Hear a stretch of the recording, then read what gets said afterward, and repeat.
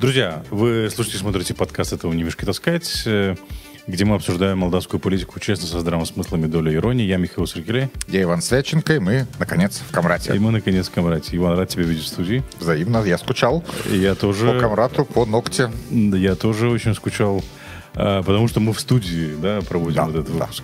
В прошлый раз, друзья, мы читали ваши комментарии и обратили внимание, в принципе, мы как бы это сами поняли, но спасибо вам за ваш фидбэк. Не хватило иронии в прошлый раз, да? Это в значительной степени объясняется тем, что у нас были проблемы с интернетом. Технические проблемы не смогли. В странах Балтии, к сожалению, интернет далеко не такой быстрый, как в Молдове. Да, не смогли мы наладить, поэтому не хватило нас на иронию. Но в этот раз мы постараемся исправиться. У нас новшество, друзья. У нас вот здесь вот есть, скажем так, Дана Долли, специальное оборудование, видите, которое нашу, получается, камеру, которая берет нас общим планом. Так она может, есть возможность наезжать, отъезжать, наезжать, отъезжать. В общем, как бы наслаждайтесь, друзья. Мы тоже будем наслаждаться. Давайте чуть-чуть, давайте. Оп, стоп. Давайте теперь назад. Оп, отлично. Красота. Все, супер. Ну, только в этом выпуске, да, в следующем выпуске не знаю, если у нас получится. В общем, Иван, накопилось несколько тем, которые, безусловно, требуют нашего внимания. Давай я их обозначу. Мы начнем с Ирины Влах, которая просит гарантии от Йоханнеса не вводить румынскую армию в Молдову. Хочет в повестку вписаться. Не знает как, да? Не знает как, не знает как. Ну, вот это, кстати, да, тоже такая интересная, скажем так, риторика, очень похожа на путинскую. Дайте мне гарантии про то, дайте мне гарантии про все. Гарантии от отсутствия угрозы, которой на самом деле нет. Вот примерно то же самое. Война идет, Россия развязала войну в Украине. Да, не Румыния. Не Румыния. Да, Россия держит войска, да. но об этом попозже. Мы также поговорим о том, как Шору дали слово на бале выпускников. В Камрате традиционно проходит бал выпускников. Тоже такая традиция, которая тянется из России. И как откуда ни возьмись, появился на этом балу Шор. Опять выскочил через экран, на экранах, вышел, выступил и так далее. Поговорим об этом и реакцию, которую мы видим здесь, в Гагаузии. Мы поговорим также о Ионе Кику, о том, что он баллотируется в президенты. Рубрика «Смешное». Да, Ион Кику заявил о том, что будет баллотироваться. Якобы уже есть решение, по-моему, Нацсовета партии. Ой, ну, слушай, без этого решения Нацсовета партии он бы не баллотировался бы. Вообще никак. Вообще никак. Да. Поговорим мы, безусловно, о том, что официально начались переговоры между Европейским Союзом и Республикой Молдова. Хорошая новость. Хорошая новость о вступлении Республики Молдова в Европейский Союз. В Люксембурге была министерская встреча, получается, да, министры стран-членов Европейского Союза и представители нашего правительства были там. Делегация была во главе с Дорином Речаном. В общем, начались переговоры. И завершим мы сегодняшний выпуск Дмитрием Соиным, никому особо неизвестный персонаж на правом берегу, но очень известный персонаж на левом берегу. Рубрика «Привидение из шкафа». Да, который начал распространять фейки, ГБшник, бывший, не знаю, бывших ГБшников, наверное, не бывает, но, в общем, был, по-моему, такой товарищ, припоминаю его, очень терроризировал неправительственные организации на левом берегу Днестра. И вот он появился где-то в России и начал распространять фейки. Об этом мы тоже поговорим, и вообще, зачем это нужно. Друзья, не переключайтесь, это коротко то, о чем сегодня мы с вами будем говорить. Вернее, о чем мы с тобой будем говорить, Иван. И, друзья, это подкаст, напоминаю, подкаст «Этого не мешки таскать», где мы обсуждаем молдавскую политику честно, со здравым смыслом и долей иронии. Вы можете смотреть нас в YouTube, на канале Nonfiction Свяченко и на канале Нокта, а также в Фейсбуке. И вот также, друзья, можете слышать нас на Spotify подкаст и на Apple подкаст. Не переключайтесь, скоро вернемся.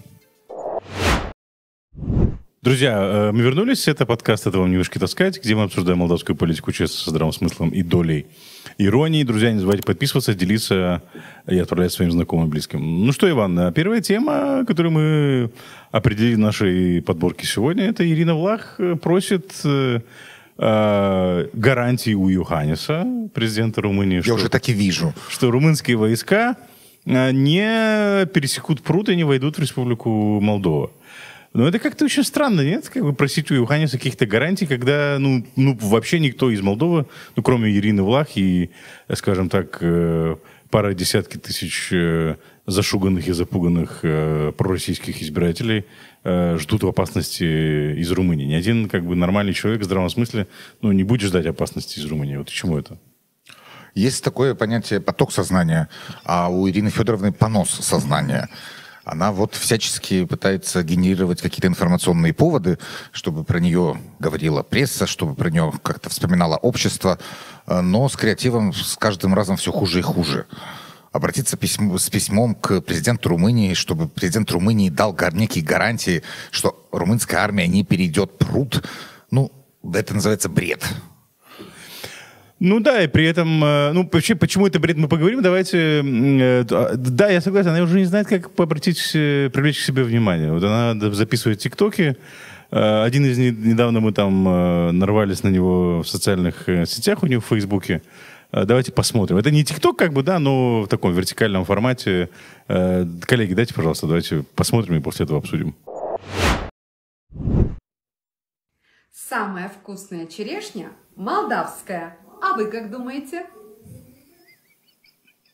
Что ты думаешь? Я думаю, что нужно отобрать у нее телефон. Как-то вот лишить ее этой возможности обращения к избирателям потенциальным. Потому что, моя знакомая, кстати, она так и сказала. Говорит, если говорит, вы увидите меня, что я выкладываю видео или записываю видео в таком формате и с такой интонацией, говорит, отберите, говорит, у меня телефон. Потому что, слушайте, взрослая уже девушка, я понимаю, там школьники балуются тиктоками, ты претендуешь на политика республиканского масштаба. Что это за клоунада? Такое ощущение, что у нее какие-то консультанты, которые ее троллят, Иван. Тебе не кажется? Может быть. Но с креативом, я повторюсь, все хуже и хуже. Как-то вот. Такая самодеятельность, художественная самодеятельность в Фейсбуке. Да, провинциальная какая-то самодеятельность. Что это? Я не говорю, что там в Кишиневе как-то все политики креативят сверх меры, но вот это... Болото называется, болото. На самом деле, если серьезно, это ж, по большому счету, Ирина Влах, мы не можем назвать Ирину Влах глупым человеком. Она отрабатывает определенную повестку. Российскую повестку она отрабатывает, совершенно очевидно, что тебе непонятного. То же самое мы в конце запланировали обсудить этого Сойна, который так недавно появился. Он, в принципе, в эти же ворота бьет, да, ты эту же повестку отрабатывает, но уже для внутриприднестровской аудитории. Мы обсудим и поговорим, что именно, но на самом деле, да, то есть Ирина Влах не обращает внимания на то, что наши 20%, и мы неоднократно это напоминаем Ирине Влах и в рамках нашего подкаста, и в рамках моих монологов, мы напоминаем о том, что территорию Республики Молдова оккупирует, или часть территории оккупирует не Румыния, оккупирует Российская Федерация, 20% территории. Российская Федерация обязалась взять на себя, обязалась вывести свои войска еще в 99 году. В 99 году Стамбульский саммит. Да, так и не вывела. Да. А Российская Федерация, кто-то там из чиновников проронил после того, как началась большая война против Украины, что следующая Молдова. Это мы же не придумали это, да? То есть, карты показывали, планы вполне конкретные рассказывали. Да, Лукашенко, да, откуда готовил. И Лукашенко, и Миниханов, по-моему, господин. Да, и плюс какой-то генерал там, по-моему, да, тоже говорил, что следующая Молдова. И российская пропаганда недвусмысленно намекает, а вполне конкретно намекает, да, что они хотят организовать здесь перевод. И Ирина Влах почему-то в этом проблемы не видит. Она боится румынской армии, которая почему-то вдруг может перейти пруд, не знаю, по каким причинам румынская армия возьмет и начнет переходить пруд. Все же времена Антонеску прошли. Да. Оставший третий спрут, да. Ордон третий спрут, там некому давайте Некому. В Румынии Никто не собирался в Молдову заходить с румынской армией. Не знаю, хочет информационные поводы генерировать. Хорошо, это просто чтобы понимать, она действительно таким образом надеется стать президентом страны, или она просто хочет на президентских выборах себя зарекомендовать и потом пойти каким-то образом в парламент, или она просто тупо отрабатывает какую-то повестку? Можно все совместить. Почему, Михаил, ты разделяешь эти пункты? три Это все варианта, укладывается, все вполне себе в одного политика по имени Ирина Влах вполне себе укладывается. То есть одно другое не исключает? Нет, вполне себе органично оно вписывается. Она, конечно, хочет, я думаю, стать политиком республиканского масштаба, но крылья не настолько широки. И за нее Республика Молдова не будет голосовать. Никогда. Иван, она была у тебя первой. В смысле, первым гагаузским политиком, который... Михаил. В 2005 году, так? В 2005 году мы познакомились с Ириной Влах. Мы были на «ты». Там, я не могу сказать, что мы в каких-то приятельских отношениях были, но с днями рождения мы друг друга поздравляли. О, да. Ух ты. Я у него брал интервью пару-тройку раз. Нормальные такие отношения были. Потом... Это первый гагаузский политик, у которого ты брал интервью, так? Или не совсем? Я не могу сказать точно. Может, и были у меня гагаузские политики до того. Бог его знает, не помню. Не суть. Явно эта повестка и, в принципе, да, повестка направлена на то, чтобы навязать и предложить людям абсолютно ложную... Ложная повестка, конечно. Ложную угрозу, мнимую угрозу, которой на самом деле нету, и никогда оттуда угроза для независимой Республики Молдова не исходила, имеется в виду из Румынии. При этом Ирина Влах, когда была башка, она очень хвалилась теми проектами, которые на территории Республики Молдова реализовывала Румыния.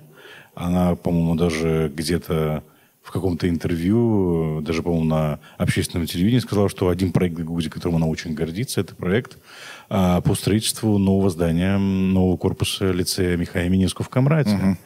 И тут вдруг какая-то у нее появилась, и она как бы такая вся была открытая на 360 градусов, намекая на то, что она хочет дружить и с теми, и с этими, но как-то уже, когда продвинулась или начала свою избирательную кампанию в рамках президентской кампании, как бы очевидно, что она Она хочет. Она вот еще да. пока что хочет. Пока что хочет. И вдруг она как-то, есть какие-то нотки антизападные, во-первых, да, она открыто не проявляет, в смысле, она не толкает откровенно антизападную повестку, но вот в таких вот заявлениях, которые она делает там в адрес президента Йоханниса, там прям видны такие нотки антизападные. Кто такая Ирина Влах, чтобы президент Йоханнис вдруг отчитывался перед ней? Почти уже не генсек НАТО, но говорили, что был президент. У нас есть уже генсек НАТО. Да, Марк Рютте. Да, бывший... Вот Ирина Влах пахнет Марией Захаровой. Ага. Вот как-то, по-моему, амбре ощутимое и очевидное. Несет такой вот мидовской повесточкой. Для того, чтобы резюмировать, да, по большому счету, это повестка, это нарратив, но при этом Ирина Влах и те, кто толкает этот нарратив, не упоминают в случае, если, допустим, да, хотя я не считаю, что и румынская армия, румынское государство неоднократно говорило, что они не собираются вводить на территорию Республики Молдова войска в случае, если будет какая-то угроза. Но эти люди забывают упоминать, в каком контексте такое вообще может быть, если оно вообще может быть. Да? Вот, дословная цитата. Все, что нужно нашим гражданам, чтобы Молдову не втягивали в войну. И такие опасения появляются не на пустом месте, написала Влах. Алло, какая война?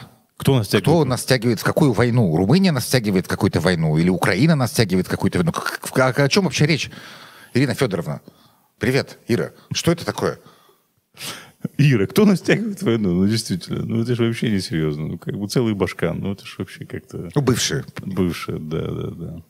Мы не будем считать кофточки количество. Абсолютно. Но вот это называется провокации, политические провокации. Самое настоящее, уже не прикрытая, по большому счету. Да. Уже не прикрытая провокация, да, к сожалению. Друзья, не верим этим, не ведемся на эти провокации. Это, безусловно, ориентировано на еще такую публику, которая очень сильно страдает румынофобией у нас в государстве. В Гагаузии их предостаточно. Придут румыны, отберут нашу землю. Зачем? Зачем румынам отбирать какую-то землю?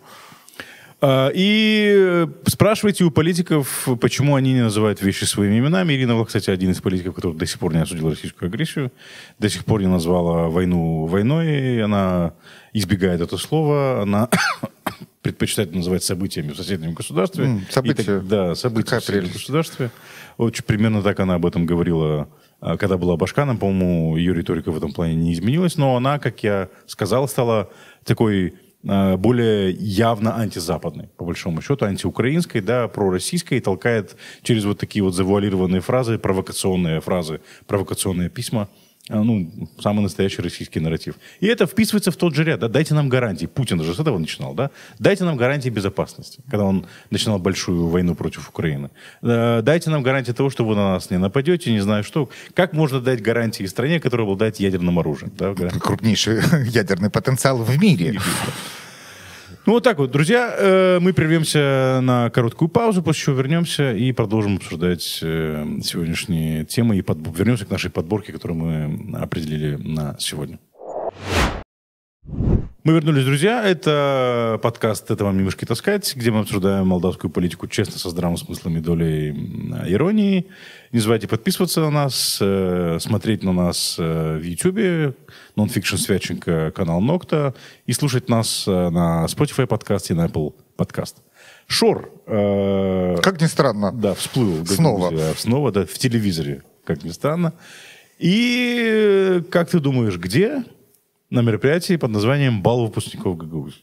Прекрасно. Проводил во взрослую жизнь. Да, и давал им напутствие, да? Молодец. Ну, правда, еще не настолько он ветеран, чтобы напутствовать молодежь, но окей. А о чем говорил? Там было буквально короткое выступление, я так понимаю, записанное предварительно, там, в добрый путь, друзья, у вас все получится, в общем, такой... А в качестве кого он вот...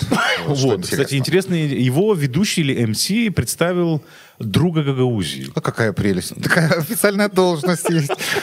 Есть друг, есть, наверное, приятели Гагаузии, родственники Гагаузии, братья, сестры. Явно не румыны, да? Нет. И, кстати, никого из Министерства образования не было, да? Никого из руководства страны не было. Печально, потому что... Среди тех, кто выступал или напутствовал выпускников. А вот Илону Шору... Да, место нашлось, местечко, выделили время для выступления, дали. Плохо, что выпускников в Гагаузии с выпускным... Что это, выпускной вечер? Это выпускной бал.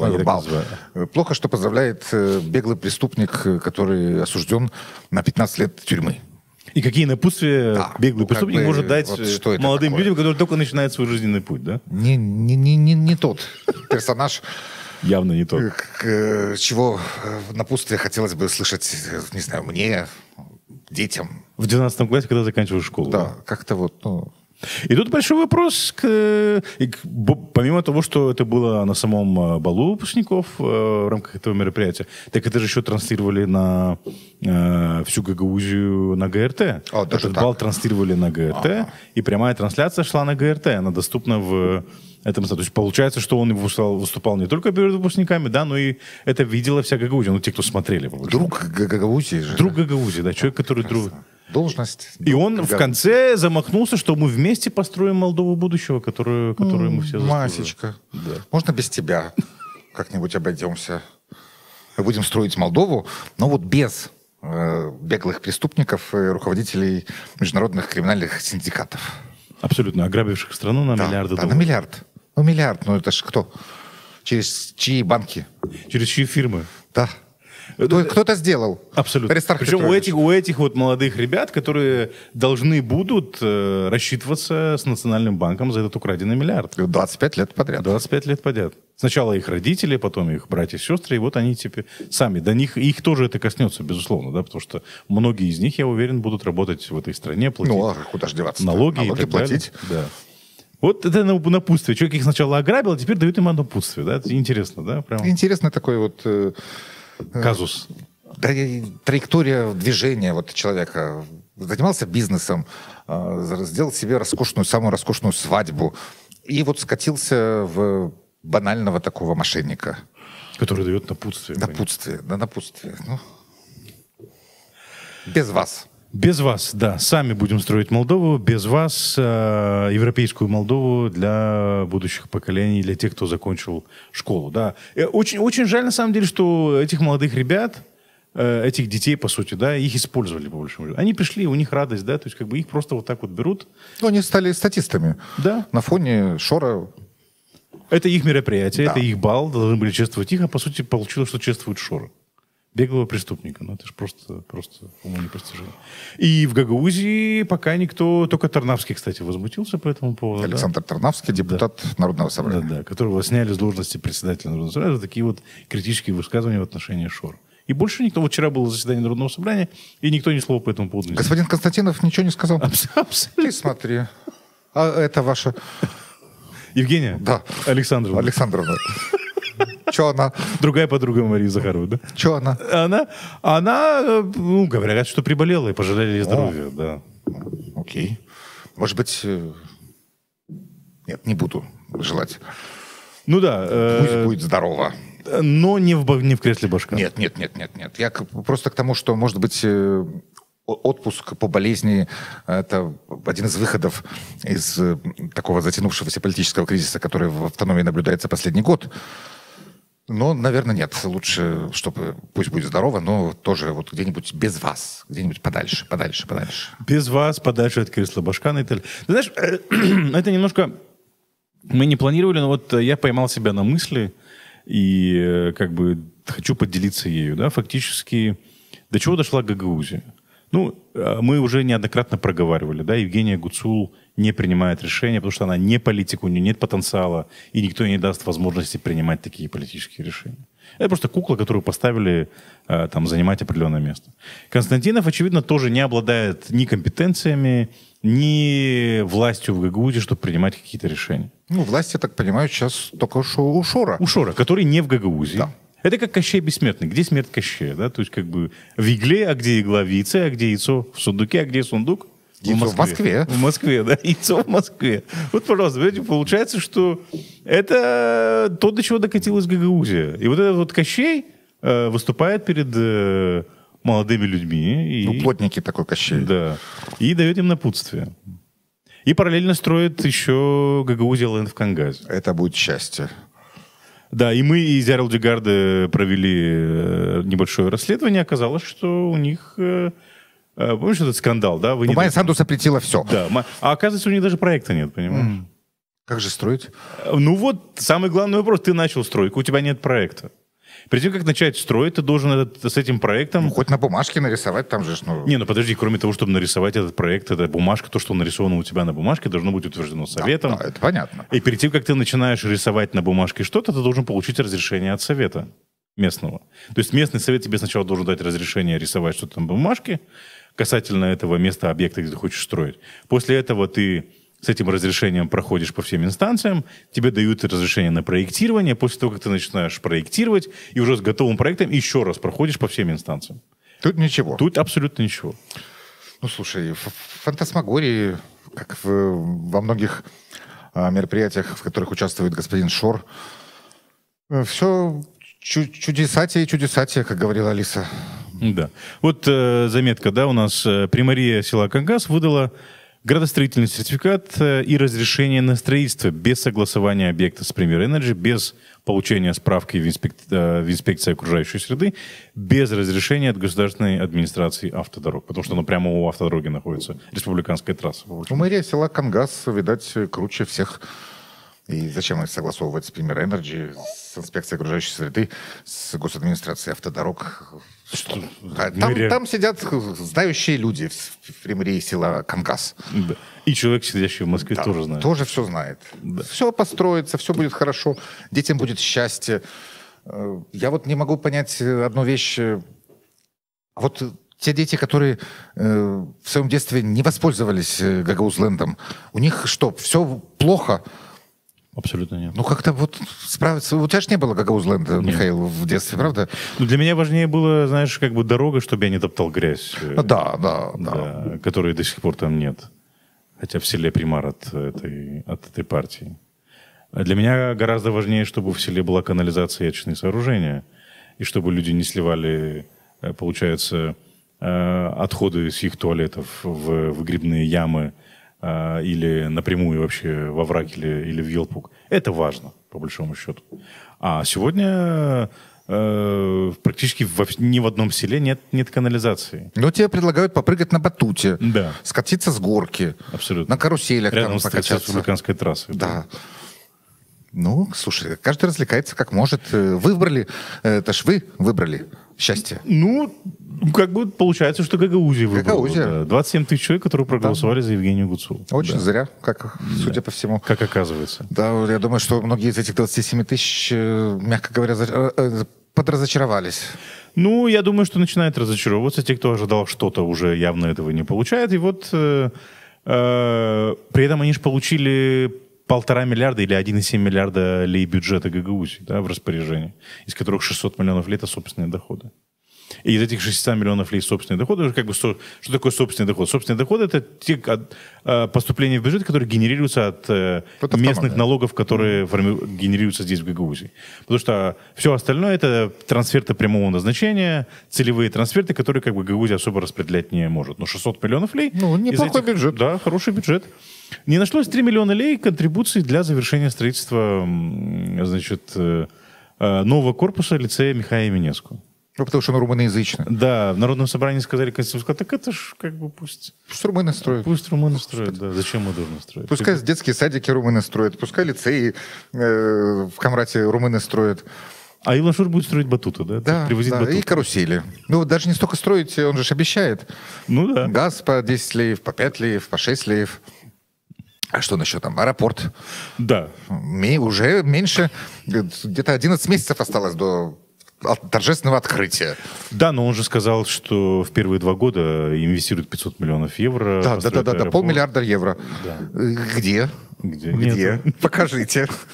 Ну вот пытаются построить вот этот вот батутный парк. Ну, слушай, это точно не тянет на 500 миллиарда евро. Абсолютно. Уж вот как вот тут не считать, даже ну, если... это миллионов 10 лей максимум. Не владею цифрами, но... Ну, лунопарк, сколько стоит лунопарк? Ну, 1 миллион евро он стоит. Да? Ну, окей, да. Ну, вот будет у тебя лунопарк. У них будет лунопарк. У них, да. В Хангазе. И почему-то это считается локомотив экономического подъема Гагаузии. С чего вдруг? В этом же контексте Константинов недавно на телевидении жаловался, что якобы вот раньше примары приходили за ними к деньгам, к ним за деньгами. А сейчас? А сейчас идут в Кишинев. Ну, так если это Кишинев дает деньги, понимаешь? А он хочет, чтобы Кишинев дал деньги Камрату, им, в смысле, да, шоровцам. И чтобы они распределяли здесь в Камрате деньги, да, и примары шли на поклон к ним. И очень ревностно относится к тому, что примары контактируют с министерствами, с Министерством инфраструктуры, прежде всего, с Фондом регионального развития, где есть деньги на развитие. Да он у вас ревнивец. Очень сильный. Ты смотри какой. Уже взрослый чувак. Уже взрослый, а по-прежнему ревнует, да? Ну, куда же? Ну, в общем, вот такая вот история с выступлением Шора, понимаешь, захватили бюджет и дают напутствие людям, да, должны сидеть в тюрьме, но дают напутствие молодым людям, которые только начинают свою жизнь. Ограбили их родителей, всех нас, и все мы в 25 лет, в том числе вот эти вот молодые люди, которые закончили школу сегодня, будут выплачивать эти самые украденные миллиарды из банковской системы, а человек, главный виновник всей этой банковской кражи, дает им напутствие. Вот такая вот... Подлость и пошлость. Вот такая вот ирония судьбы. Да. Да? Друзья, мы прервемся на короткую рекламу, после чего вернемся и продолжим обсуждение с новости о том, что Ион Кику, Кику Шор, как мы его прозвали, да, идет в президенты и объявил о том, что будет баллотироваться. Не переключайтесь, скоро вернемся. Друзья, мы вернулись в студию. Это подкаст «Это вам не мешки таскать», где мы обсуждаем молдавскую политику честно, со здравым смыслом и долей иронии. Иван, у нас есть новость. Без иронии уже не обойтись. Включаем. И он Кику Шор, да, идет в президенты, слушай, понимаешь? И объявил, что будет... Не только идет в президент, он одновременно собирается бойкотировать референдум за евроинтеграцию. Когнитивный диссонанс начинается. Вот это вот... Давай объясним, да, давай объясним. Проевропейский политик, как он себя позиционирует. Да, давай разделим две вещи. Да. То есть первое... Сколько он набрал на последних президентских выборах? Я выписал 0,43%. На парламентских. На парламентских. 0,43%, 6315 человек с какого-то перепою, не знаю, с дуру отдали свои голоса за его вот это вот... Очень... 4 буквы, я не всегда путаю. Педичеме. Партиду Дезвелтович Консолидари Молдове. Да. Я доверяю тебе. Окей, good. Да, 6315 человек обдурили. По всей стране? Да. 0,43%. Ну, окей. В Гагаузии 600 голосов. Не знаю, не смотрел раскладку. Где так, почему я вспомнил про Гагаузию? Потому что очень многие тогда говорили, и по-прежнему еще продолжают говорить о том, что Ирина Влах каким-то образом связана с Кику. Да, я слышал такие разговоры. Что они идут в связке, и что вполне возможно у них будет один кандидат на президентских выборах. Это, скорее всего, вполне вероятно, будет Ирина Влах. Но оказалось, что не Ирина Влах, а Ион Кику. Табуретка не вмещает два седалища. Табуретка одна. Да. Для одного. Да. Ну, видать, Ион Кику поступил не по-джентльменски. Это, наверное, знаешь, есть эта игра, когда бегают вокруг стула, да? Ага, кто быстрее? Кто быстрее? Ион Кику, наверное, сел быстрее на этот стул. Ну, в общем, да. И вторая часть Марлезонского балета, что он же подписал этот так называемый молдавский снагов, да? Где обещал продвигать европейскую интеграцию, и тут вдруг выступает против референдума за европейскую интеграцию. Ну вот, случается такое иногда с мужчинами в поствзрослом возрасте. Иногда. Что некая непоследовательность отмечается в поступках. Притом непоследовательность в течение, 10 дней назад это все случилось, да? Подписывали соглашение. Ну, хорошо, он может сказать, давай сейчас поиграю такую роль адвоката дьявола. Он может сказать, господи, какого дьявола? Ну, Михаил, что ты Кику? И он Кику, дьявола, адвокат дьявола. Дьяволенка, окей. Он может сказать, слушайте. А что такое? А референдум референдумом, а я же это не знаю, что я против европейской интеграции. Он может сказать, что да, референдум это то, что придумала Майя Санду, а я-то за европейскую интеграцию, за настоящую европейскую интеграцию. Я лучше, чем Майя Санду, хочет сказать Ион Кику. Это не смешно. Ну, давай вспомним, чем уже он запомнился на должности премьер-министра. Кредит 200 миллионов лир. Да, 200 миллионов долларов российского кредита, который он впаривал нашей стране. Соглашение это кредитное, по счастью, отменил Конституционный суд. Да. Там мало того, что в 10 раз дороже процентная ставка была, чем у МВФ и у Всемирного банка, там что-то в районе 7%, что-то такое. Самое прикольное, что Российская Федерация могла в любой момент истребовать всю сумму долга. Да. Либо отдавайте каким-то имуществом. Более того, там была интересная часть этого кредитного соглашения, где говорили, что любая компания молдавская может взять кредит, займы у какой-то российской компании, российского государства, это тоже может быть возложено на плечи молдавского государства. Прекрасно. Да. Но самое интересное, опять же, в контексте вот этой европейскости Иона Кику, да, он же позиционируется как европейский политик. Самое интересное то, что он собирался взять этот кредит у России тогда, когда у нас была куча возможностей и было огромное количество замороженных проектов, финансируемых Европейским Союзом, потому что правительство не выполняло свои обязательства в рамках процесса интеграции в Европейский Союз. Потому что была коалиция Дадон и Шор. Такой коалиции западные партнеры все-таки деньги дают с неохотой. Да, и они дают... Говорят, потому что это все разворовывается.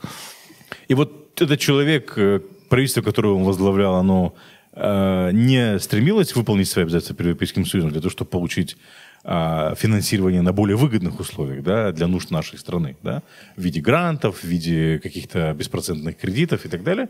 А он посчитал, что нужно брать кредит у Российской Федерации, 200 миллионов долларов. Да? И говорил, что без этого кредита все рухнет. Молдова не выживет.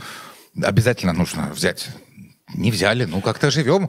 Сколько уж лет-то прошло? Я впервые... 4 года, 5 лет. Впервые Ион Кику попал на мои радары, когда я вел передачу на ТВ-8. Была такая программа «Регионалы». Мы обсуждали местную и региональную политику. Очень часто у нас в студии были там примары, советники и так далее. И он мне запомнился тем, что были так называемые налоговые реформы в августе. Буквально за одну ночь приняло, тогда еще было правительство Филиппа. Режим Плохотнюка. И они там что-то сделали с НДС и как-то отобрали у местных органов власти какие-то деньги. И возложили на них обязательства какие-то там, дополнительные финансовые обязательства. И эти говорят, слушайте, местные органы власти, а Кику тогда был министром финансов, да? Он говорит, слушайте, вы забираете у нас налоговую базу. А он говорит, мы, повышаем, налоги местные, но и создаем вам условия для развития бизнеса. А вы типа идите и развивайте бизнес, понимаешь? Ну, хороший напутствие. С примарами не проконсультировались, отобрали у них фактически живые деньги и заставили их идти и заниматься, при этом деньги на развитие не давали, да, потому что как бы финансирование этого Европейского Союза было заморожено, потому что правительство тогда уже при Плохотнюке, по-моему, уже, да, Европейский Союз начал ограничивать финансирование республики. Конечно, да. Ну, кто ж ворам будет давать деньги? Абсолютно. Ну вот такой интересный казус, да, у нас с молдавской политикой. Год назад у меня была переписка с Ионом Кику. Давай. Я как-то на Фейсбуке что-то развонялся, я не знаю, что я там написал. Что-то про Иона Кику я написал, оскорбительное, видимо. Упаси, Господи, я не помню. Ему так показалось, он обратился ко мне в мессенджере, оскорбился, говорит, ну, Иван, как так можно? Вы же интеллигентный журналист, я вас помню таким умным, прекрасным. Окей, я не спорю, я и умный, и прекрасный, и интеллигентный. Мы вступили в переписку, в диалог, о чем-то там поговорили. Он позвал меня на кофе. 15 июня прошлого года мы должны были встретиться. Недавно, фактически. Да, год назад. Да. Но, видать, моя... Да, не шмогла. Ты не пошел на кофе? Как-то вот не было встречи. Хорошо, а если бы ты пошел на кофе, что? Я не знаю, что он хотел бы от меня. Я назвал его в нашей переписке откровенно прямо лжецом. Угу. Я сказал, что я вам не доверяю, господин Кику. И напомнил ему про кредит и так далее? Да. А он тебе там что-то про кредит начал говорить? И про кредит, что хотите в суд, пойдемте в суд, будем разбираться, что там за кредит. Ну так был же суд конституционный. Да, собственно, вердикт уже есть. Не самый выгодный кредит. Я сказал, что нет, мне в суд идти лень. Не знаю, расстались мы там вот в мирных каких-то таких интонациях. Но встреча не состоялась. Не знаю, что он от меня хотел. Хорошо, в качестве резюме, какова роль Иона Кику во всей этой политической конструкции? Явно, с моей точки зрения, человек, который, работает на другую сторону, не в сторону европеизации и европейской интеграции Республики Молдова. Я считаю, что господин Ион Кику лжец. Угу. Ты это уже высказывал? Да, это я уже высказывал, я ему в переписке высказывал мое мнение избирателя. Ион Кику лжец. То есть ты не считаешь, что он не тот, за кого себя выдает? Нет, правильно? Нет. А какова его реальная задача, цель? Так же, как Ирина Влах? Московская повестка, что ж тут, господи. Знаешь, 2 пальца несложно. Что с этим, что сделать? Понятно. Все просто. И он такой хамелеон под европейскую повестку, да, чтобы оттянуть проевропейские голоса? Или я не уверен, что он какие-то голоса может оттянуть у кого-то. 6315. Да. Это сколько? 3 года назад. В 2021 году. В 2021 году, да. Парламентские выборы. В 2021 году. Вот 6 тысяч 3 года назад было. Потом, может быть, рейтинг у него начал расти и пухнуть. Но по моим ощущениям, он настолько возбужден от своей карьеры премьер-министра, что он жаждет повторить успех. Но он же был, по-моему, всего там 9 месяцев, сколько там? Нет, он побольше он был. После того, как в ноябре 2019 года как свалили кабинет Санду, да. И, соответственно, до 2021 года. Так 19-й, 20-й. 1,5 года, да? 1,5. Да. Пандемия же у нас штрафы 30 тысяч лей. Алло. Да. Кто нам? Сирата, не Сирата. Да, Мика Сирата. Окей. В общем, так, да, о том, какова роль Иона Кику, мы поговорили, да. Зачем нужно заниматься такой политикой, я не знаю. Идеи у него нет. Он, наверное, неплохой финансист. Команды, мы так видим, тоже нет. Нету. Никого. Кто в ПДЧМе? ПДЧМе, выучу. Ты знаешь кого-то еще... Я знаю, там люди, которые носили серийный Влах, там Анатол Усатый был, некоторое время был первым замом Вашкана, да. Потом некоторое время был при правительстве... В правительстве Кику был министром инфраструктуры, например, ту должность, которую сейчас занимает Андрей Спыну, да. Особо ничем не запомнились, да, эта вот команда. Ирина Влах его активно, то ли продвигала, то ли не продвигала в Гагаузии, но люди из окружения Ирины Влах от его политической партии баллотировались в местные органы власти и ходили за нее, агитировали. Да? То есть все тоже ожидали бума ПДЧМ в Гагаузии, но не получилось. 600 голосов, по-моему, они набрали на последний. Ой, какой мезальянс. Ну да, примерно так. 600. Это при том, что как бы вроде с ним был бывший Башкан, и с ним был бывший первый заместитель Башкана, как бы, да. Ну, правда, недолго он был, но тем не менее. Вот такие результаты Ивана Кико в Гагаузии. Дай бог ему здоровья, долгих лет и счастья в личной жизни. Но заниматься политикой, такому политику, на мой взгляд, бессмысленно. Извините, господин Кико. Мое мнение избирателя таково. Друзья, не переключайтесь, скоро вернемся и продолжим обсуждать темы, которые мы подобрали для сегодняшнего выпуска. Друзья, мы вернулись. Это подкаст «Это вам не мешки таскать», где мы обсуждаем молдавскую политику честно, со здравым смыслом и долей иронии. Не забывайте подписываться на нас, делиться этим видео, комментировать, да, и комментировать на каналах Nonfiction Свяченко и Нокта в YouTube, и слушать нас на Spotify подкаст и Apple подкаст. Следующая тема, Иван, которую мы заготовили, это начало переговоров с ЕС. Но перед тем, как перейти к этой теме, две оговорочки буквально сделаем по предыдущей теме. Да. Я сказал, что за Кику агитировала бывший Башкан, но тогда, когда проходили парламентские выборы в 2021 году, за Кику агитировала действующая Башкан, то есть Ирина Влах тогда была Башканом. И, в принципе, как бы, да, ну, она особо-то не агитировала, да, но как бы так слушок шел, что она вроде как бы с Кику. Ну, по всей стране слушок такой шел, да. Знаешь ли. И как-то она не особо агитировала, да, и вот как бы партию, которую поддерживала или, ну, как бы официально, да, поддерживала, или неофициально, не знаю, как бы все знали, что она ее поддерживает, эту партию. Набрала 600 голосов в Гагаузии. И еще один интересный персонаж, который был вокруг. Мы говорили, да, есть у него люди, нет у него людей, да, людей. Еще один персонаж, который был в его, значит, вокруг, в окружении Кику, это Драганчо. Его пресс-секретарь, когда он был премьер-министром, да. И этот человек, судя по всему, был представлен Ирине Влах как смотрящий сюда, когда она там во второй ее каденции. Говорят, что от Плохотнюка. Говорят, что от Плохотнюка, да. Он там отвечал на вопросы журналистов, рядом с ней был такой интересный казус журналиста из ЯС, который пришел на академический форум Гагаузии, одно из мероприятий, где Ирина Влах любила себя пиарить и показывать, да, и брал у нее интервью, и почему-то на вопросы журналиста отвечал Драганчо, который сидел рядом с Ириной Влах. Он как бы вроде должен был переводить, но фактически он отвечал на вопросы, понимаете? Ну, журналист оказался не промах, так очень, ну, грубо говоря, раскатал их в этом интервью. Ну, в общем, вот такие персонажи вокруг Ивана Кико. Две оговорочки, друзья. После этого, и тут я предлагаю перейти непосредственно к теме. Важная тема. Важная новость. Начались переговоры. В Люксембурге стартовала первая межправительственная конференция, которая дает начало переговорам по вступлению Молдовы в Европейский Союз. Такая же конференция и с Украиной проходит там, да, потому что Молдова и Украина как бы вместе начинают переговоры. Ну, каждая страна по отдельности, но в смысле в одно и то же время. Как ты думаешь, что это значит? Молдова будет в ЕС или пока рано об этом говорить? Молдова будет в ЕС, но говорить пока об этом рано.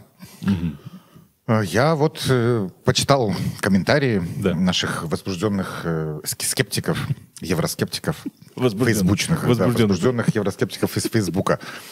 Они говорят, да ну кому мы там нужны? Опа. Да посмотрите на Турцию. Опа. Сперва Турция должна вступить в ЕС, а уж потом Молдова. Да, европейские все вот эти производители хотят заполнить Молдову товарами. Господи, молдавская экономика 0,05% от европейской. Что такое молдаване вот купят в ЕС? Что вот европейская экономика без молдавского рынка ну никак не сможет существовать. Чушь. Я думаю, что 30-й год, заявленный властями Республики Молдова, это вполне себе вменяемый ориентир. И не исключено, что ситуация будет развиваться более быстрыми темпами. По крайней мере, мне так хочется. Ну, тут важно вспомнить, что как мы шли к этому, и в этом контексте важно вспомнить не только Республику Молдова, важно вспомнить и Украину, да, которая, ну, фактически, можно сказать, свое право быть в Европейском Союзе этот день приближала как могла со слезами на глазах и с сединой на висках. Имеется в виду, эта песня, да, военных лет. К сожалению, она актуальна сегодня. Она актуальна сегодня по отношению к Украине, да. Потому что давайте вспомним, да, Украина, уже второй Майдан, получается, в 2014 начался в 2013 году. Он начался, потому что Янукович отказался подписывать договор об ассоциированном членстве с Европейским Союзом. Старая козлина. Да. Он полгода всем сношал мозги. Я думаю, господи, ну неужели вот этот вот проворовавшийся кретин, уже и он за Европу. Ну, слава тебе, господи. Россия молчала. 0 от Лаврова, 0 от Путина, 0 от Пескова. Да, но по информации, которая сейчас всплывает сейчас, мы знаем, что они его... Потом вот в ноябре мы вдруг делаем фортель. И нет, на пороге Вильнюсского саммита он вдруг говорит, нет, у нас вот кредит в $3 миллиарда, мы вот за Россию будем. Ну и там пошел Майдан, Небесная сотня, да. Больше 100 человек было убито на Майдане, да. И люди фактически кровью добились своего права подписать договор об ассоциации. После чего Янукович бежал из страны, новые выборы, Порошенко подписывал этот договор. Ну и после этого последовал Донбасс, донбасские события, да, аннексия Крыма, да. Крым, и вот большая агрессия против Украины в 2022 году. Значит, многие, конечно, говорят, да, Украина добивается этого права, грубо говоря, на поле боя, можно так сказать. Но многие говорят, что вот, вы знаете, все заслуги на пути европейской интеграции Республики Молдова, это все благодаря Украине. Нет, это неправда. Потому что война там началась, если бы не война в Украине, то у нас бы вообще никто и не... Нет, это неправда, я не считаю так. Проевропейское большинство в парламент наш избранный, да. Он был до войны избран, и президент Майя Санду, проевропейский президент, он стал президентом до войны. И именно после избрания президента Майя Санду и получения парламентского большинства партии ПАС отношения с внешним миром, с внешними партнерами в Республике Молдова рванули так, как мы до сих пор такого не видели. Мало того, что наконец-то, господи, наконец-то мы видим политиков молдавских, которые свободно говорят на английском языке. Потому что это ж позор. Когда вот, Дадон, например, в ООН выступает. Ну, фу, господи. Боже. Еще один, кстати, потенциальный кандидат Тудоров-Улиновский. С кем он там? С Шольцем? С Шольцем, да. Возле, методом... Примерно аналогичным же методом, что и Дадон с Макроном, да? С Макроном, с Трампом. Мы с тобой не сойдемся. С Трампом он, возле туалета. Окей, с Трампом. В Нью-Йорке. Вот Ульяновский примерно так. Ну, наверное. Ну, просто Дадон хотя бы, хоть президент, а Ульяновский-то кто? Смотрите, с одной стороны, да, очень большая проблема Республики Молдова заключается в том, что с одной стороны есть ПАС, на правом фланге остальные проевропейские партии, которые декларируют себя проевропейскими. Как Кику. Как Кику или не только как Кику, да.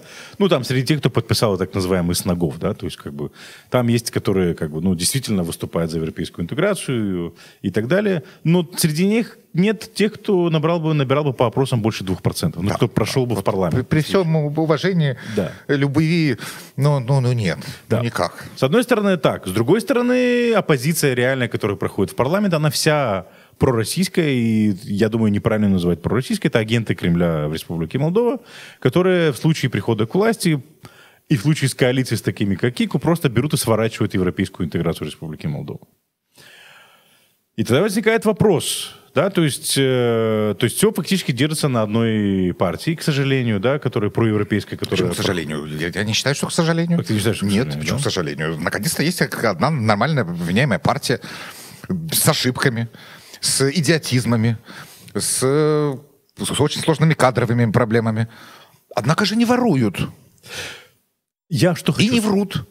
Вот мне так это в 30 лет молдавской независимости не хватало. Вот мне вечно либо лгали, либо обворовывали, либо одно и то же, можно, знаешь, без хлеба. Когда мы готовились, ты не хотел в эту степь уходить. Хорошо, не будем. Нет, я что хочу сказать? Я хочу сказать, что говорят, скажем так, скептики, да, по поводу того, что неважно, кто будет у власти, процесс европейской интеграции все равно продолжится. Нет, важно, кто будет у власти. Я считаю, очень важно, кто будет у власти. Ну, во-первых, с такими, как Кику, Шоры и Дадона, европейская интеграция не будет. Не будет европейской интеграции. А если к власти придут такие хамелеоны, волки в овечьей шкуре или овцы в овечьей шкуре, да, любил говорить Черчилль про Этли, да, Клемент Этли, да, который, премьер-министр, который стал после войны от лейбористов. Он про него любил говорить овца в овечьей шкуре. Не волк в овечьей, а овца в овечьей шкуре. Да? Вот такие овцы в овечьей шкуре, хамелеоны пророссийские, косящие под европейцев, то европейская интеграция тоже не получится, не продолжится, потому что смотрите, что творится в Грузии. Вроде как бы проевропейское правительство, вроде как бы проевропейская такая страна, но смотрите, что творит. Закон об иностранных агентах, и Европейский Союз практически прекращает любые переговоры о дальнейшем. Стопы, ребята, стопы. Это не совсем европейские практики. Это совсем не европейские практики, это практики, списанные из Кремля. И к чему это привело в Российской Федерации? Там же тоже все начиналось завуалировано, простенько. Это вот только для юридических лиц. Это вот как в США. Да. В России, кстати, тоже так же начиналось, да? Так вот я про Россию, говоришь, да. И грузины тоже самое пережили. Грузины решили пойти ускоренным путем и просто вот скопировали весь этот закон совершенно идиотский Российской Федерации. И несмотря на там полмиллионные протесты. Да. Грузия небольшая страна. Абсолютно. Вот я смотрел на эти толпы людей, и не только молодежь, там все возраста. Да. Не знаю, куда ударение ставить. Протестом все возрасты покорны, да? Да. Ну, это ж видно. Это ж картинку ты не можешь подделать. Абсолютно. Это ж не искусственный интеллект. Потому что люди понимают, что это сворачивает европейский путь Грузии, по большому счету. И будущего, поскольку у Грузии было вменяемое европейское будущее во времена Саакашвили, а сейчас перспективы более чем туманны, будущего, нет. Абсолютно. Какое будущее? Абсолютно. В общем, к чему мы это, друзья? К тому, что, как мы видим, не при всех политических партиях и не при любых обстоятельствах продолжится европейский путь, а только при определенных обстоятельствах. В случае, если страной будут править люди, которые поистине хотят европейской интеграции и работают на нее, и готовы проводить в стране преобразования и реформы. Да, у них некоторые реформы могут не получаться, да? Но... Система юстиции у нас да. через пень-колоду. Но они искренне должны этого хотеть, потому что если у власти будут люди, которые как бы только притворяются проевропейскими, или вообще, не дай бог, те, кто вообще не хочет европейской интеграции, а предлагают нам вместо этого Евразийский союз, Сегодня, кстати, видел одну интересную новость. Понимаешь? Меня всегда поражало, это немножко в отступлении, меня всегда поражала в России одна вещь. Только одна. Не одна, много. Да? Смотри, он пришел к власти в 99-м году. Да. После этого последовал в России, грубо говоря, дождь, ливень, ураган из нефтедолларов. Да. Стали поступать, потому что нефть подскочила. С 15 долларов до 100, до 140. И ты понимаешь, вот буквально сегодня один знакомый в Фейсбуке поделился новостью, что в 2013 году Путин запускал в Тыве, да, в Кызыле, городе Кызыл, проект по строительству железной дороги протяженностью 400 километров, который соединял бы город Кызыл, столицу Тывы, да, с Красноярским краем. И как ты думаешь, сколько километров построили, уже практически больше, чем за 10 лет? Ой, 200. 100. Больше богатая 10 Россия, лет, понимаешь? Богатая Россия. Больше 10 лет. Там не построили. Для меня, например, я не хочу ставить на себя на место, допустим, там, руководителя России, ради бога, да, не дай бог. Но... Ты справился бы, знаешь, как минимум не хуже. Но смотри, если ты взял такую страну с разваливающейся после Советского Союза, скажем так, экономикой и инфраструктурой, которая пришла в негодность, то главный проект, с моей точки зрения, был бы это построить автомагистраль, который соединял бы Москву и Владивосток. Но даже этого нет. Нет, Михаил. Я знаю секрет. Да. Почему в России вот такая жопа с дорогами. Потому что, в России воруют, да. А во-вторых, если ты построил дорогу, ее нужно содержать. И ты вкладываешь бешеные миллиарды в строительство дорожной инфраструктуры, и ты должен его потом постоянно содержать. Да. То есть ты должен выделять на это деньги. Вкладывать деньги в дорогу или что? Зачем? Ты мало того, что вложился, Еще потом у тебя из бюджета твоего городского, республиканского, федерального постоянно идет ручеек на содержание дороги. Зачем? Когда можно просто своровать. Просто тупо. Просто тупо. Зачем вот вкладывать себе, делать геморрой? Это как анекдот, значит, встречаются руководитель, чиновник Северной Кореи, да, с чиновником откуда-то, с какой-то банановой республики из Африки, да, и он приходит... Не с Владимиром Путиным. Нет, приходит, и, значит, к северокорейскому спрашивают, откуда, в гости, говорит, откуда у тебя такой дом? Он говорит, ну вот видите мост? Он говорит, да. Ну вот 10% ушли мне в карман, вот вам и дом. Вот, приходит к нему в гости в Африку, да, такой дом, там, дворец, там, в 10 раз больше, чем у того северокорейского чиновника. Он спрашивает, слушайте, откуда такие деньги? Говорит, вот видите мост? Нет. Ну вот. Нормально. Вот примерно так. Да. В общем, к чему я все это хочу сказать, да, что, в принципе, что бы нам ни предлагали на Востоке, да, в качестве альтернативы Европейскому Союзу, как бы ты ни сравнивал Евразийский союз, ну, которого фактически не существует, да, с Европейским Союзом, там по любому пункту, который бы ты ни сравнивал, у Европейского Союза, ну, процентов очков 100 форы, по-любому, да, из какой бы области ты ни смотрел. Здравоохранение, развитие, не знаю, там, уровень социального обеспечения, не говоря уже о той же инфраструктуре. Ну, рынок, господи, 500 миллионов человек. Для рынок. нас, да, совершенно. Там 140 миллионов, тоже хороший рынок, но да, там но который нам Онищенко недоступен, да. Да. со всеми своими плодожорками лютует. И платит в рублях и юанях, а эти в евро. Кстати, да, московская биржа, по-моему, да, попала уже, под санкции. Да, все. И уже для них ориентируются не на доллар, а на юань. На юань, там, да. по-моему, 60% расчетов в юанях. В юанях, да. Ну что, друзья, к чему мы это? Важно завершить путь европейской интеграции и войти в Европейский Союз до 2030 года желательно, чем раньше, тем лучше, для того, чтобы обеспечить стабильность, процветание и мир в нашей стране. И от этого очень многое зависит не только для нас, но и для будущих поколений. А это зависит от того, кто будет у власти, поэтому важно сделать правильный выбор на предстоящем референдуме, на предстоящих президентских выборах и на парламентских выборах, которые будут в следующем году, выбрать те партии, которые действительно, да, проголосовать те, которые действительно хотят европейской интеграции, а не... А не верить лживым ублюдкам. Абсолютно. Которые сношают мозги 30 лет подряд. Друзья, мы прервемся на короткую паузу, после чего вернемся и продолжим сегодняшний эфир. Друзья, мы вернулись. Это подкаст «Это вам не мешки таскать», где мы обсуждаем молдавскую политику честно, со здравым смыслом и долей иронии. Не забывайте подписываться, делиться этим видео и отправлять его своим знакомым, близким. Друзья, комментируйте, высказывайте свое мнение. Это очень важно. Мы это очень ценим. Итак, Иван, у нас осталась последняя тема. Значит, в эфире радио «Звезда». Моя семья и другие звери.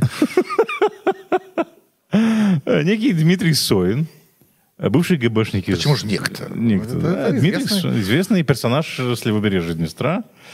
Друг этого, как его, Антюфеева, да, по-моему, да? Да. Значит, живет сейчас в России и распространяет фейки про Республику Молдову. И он распространил несколько фейков. В том числе о том, что у молдаван якобы крадут органы для жителей западных стран. Ну, слушай, после Ирины Влах, конечно, мягко говоря, мало чему можно удивиться, но господин Соин достойно выступил, зашел с фейком таким. Помнишь, да, Майя Санду купила 10 тысяч гробов. Да. Таубер, по-моему, да? Таубер, да. Квакнула. Да. Вот, 10 тысяч полицейских ждут пересечения прута, что-то вроде. 30 тысяч сирийцев, 30 тысяч геев. Все это в ту же самую... Все в Молдову должны прийти и забрать всю молдавскую землю. Да. Может быть, гагаузскую. Давай процитирую. Да? В Молдове есть несколько небольших городов, где живут люди с одной почкой. Они были вовлечены в обманную схему, где им обещали деньги за одну почку. Им нужны запасные детали, потому что их собственные изнашиваются и требуют замены. Начиная с роговицы, почек и суставов. Для этого суставов? хорошо... Пересадка суставов, какая прелесть. Новости медицины. Пересадки суставов. Для этого наверное. Вот хорошо подходит... Расковыряли чью-то жопу, вытащили таз и вставили Ротшильду, я подозреваю. Для этого хорошо подходят такие маленькие и бесправные страны, утверждает бывший тираспольский чекист. Еще один фейк заключается в том, что армия Молдовы якобы станет армией Румынии. Как его шурует. Вот, кстати, серийный влаг, да, очень созвучно, да, как бы, да, мы обратили на это внимание. Друг Антюфеева, с Антюфеева давай, как бы, да, буквально пару слов. Антюфеев первый, по-моему, который засветился в Вильнюсе при расстреле телецентра, по-моему, если не ошибаюсь.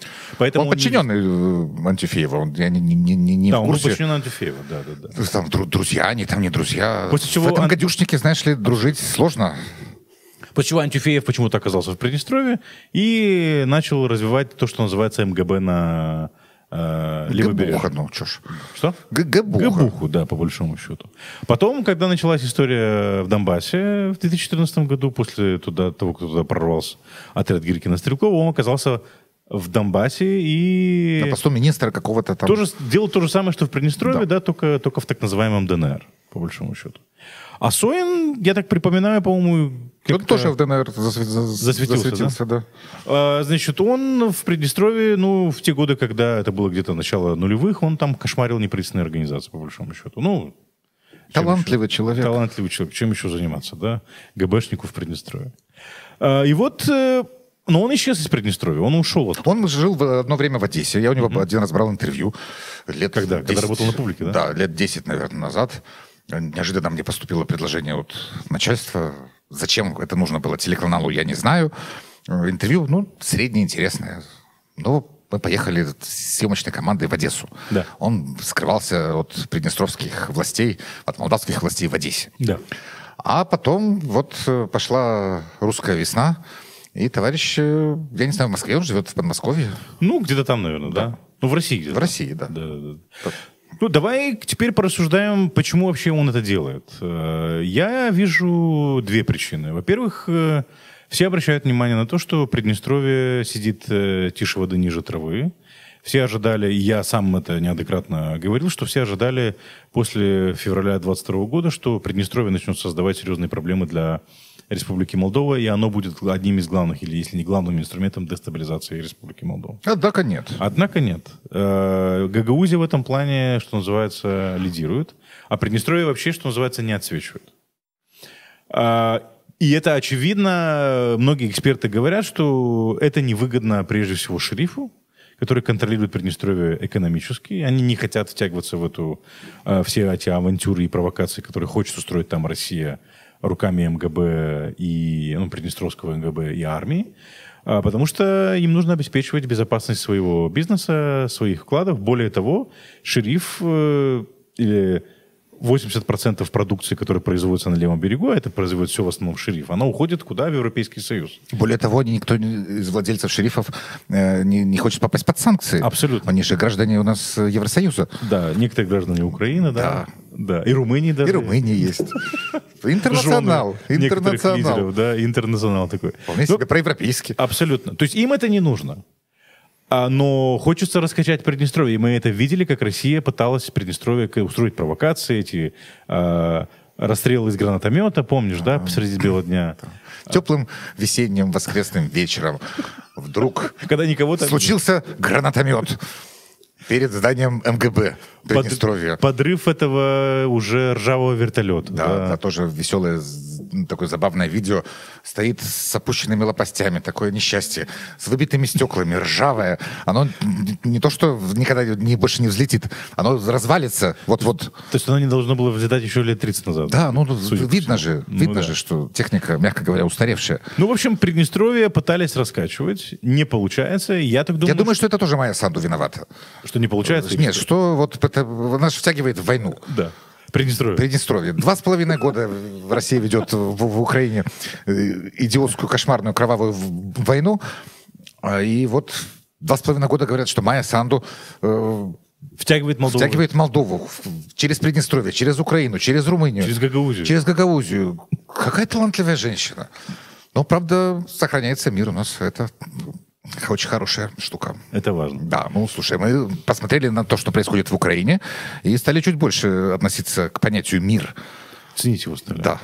Ну, я надеюсь, по крайней мере, что... Для нас это не просто слово, да, и мы путали его. Миру мир. Миру мир, да. Да, мир, труд, май. Да, война и мир, это... да, или что-то такое, да. Мир — это не война. Да. Нет, возвращаясь к Соину, да. Почему он это делает? Почему они достали... Ну, у него же фактически рейтинга никакого, да, нулевой. Ну, что-то квакнет, слушай, кто-то перепечатает. Мы же вот нашли эту информацию. Это ориентировано на Приднестровье или на правый или на левый берег, как ты думаешь? Да бог его знает. Я думаю, что на Приднестровье левобережье, ну, да. По идее, да, он все-таки персонаж из Приднестровского региона. И в Молдове, ну, мнение господина Соина, уж простите, господин Соин, не шибко котируется. Ну, я это вижу, что люди понимают, что нынешнее руководство и те, кто управляют Приднестровьем, не хотят ссориться с Кишиневым. И как-то хотят выстраивать хорошие отношения, но при этом вот это вот выступление этого самого Соина, попытка показать жителям Приднестровья, что как бы хорошие отношения с Кишиневым — это война. Что, ну, на мой взгляд, полный бред какой-то, а логичный. Абсолютно. Ну и, собственно, если вот смотреть, что тут у нас в цитате, запасные детали, изнашиваются роговицы, почки, суставы. Ну, весь этот бред и вся эта каша... Ну, алло, биолаборатория. Ну, да. Это да. Это ж оттуда. Боевые комары, боевые гуси, там ядовитые пауки, не знаю, с ежами. Это ж все туда. И, кстати, очень, очень странно, но это так созвучно с тем, что говорит Ирина Лах. Ирина Лах, конечно, не распространяет этот вот бред, да? То есть, ну, слушай, про армию Молдовы, которая якобы станет армией Румынии, да. Вот тебе Ирина Влах. Да. Дайте нам гарантии, что армия Румынии не пересечет. Да. Письменные желательно. Я не знаю. Высеченные на камне. С поцелуем. Высеченные сердечки. Друзья, ну, чтобы резюмировать, да, по большому счету мы видим, что в России пытаются дестабилизировать не только Гагаузию, но и Приднестровье. И в ход пошли уже такие персонажи из нафталина, вытянутые из каких-то... Потому что других у России, я так понимаю, нету в Приднестровье, да? Ну, слушай, Антюфеев был бы громче, а тут Соин. Ну, так. Так себе, да? Да. Ну, скоро, может, и Антюфеев появится. Откуда может быть. Лучше бы не появлялся. Ну, вообще, да, абсолютно. Друзья, Иван, я благодарю тебя за этот эфир. Почки мы не продаем.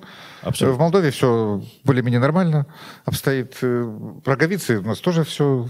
Никто ни у кого не отбирает. Знаешь, в Фейсбуке есть фотография ходит, там Ротшильд, а может быть Рокфеллер, там, не знаю, 105 лет дедушке, и подпись «7 раз пересаживали ему сердце».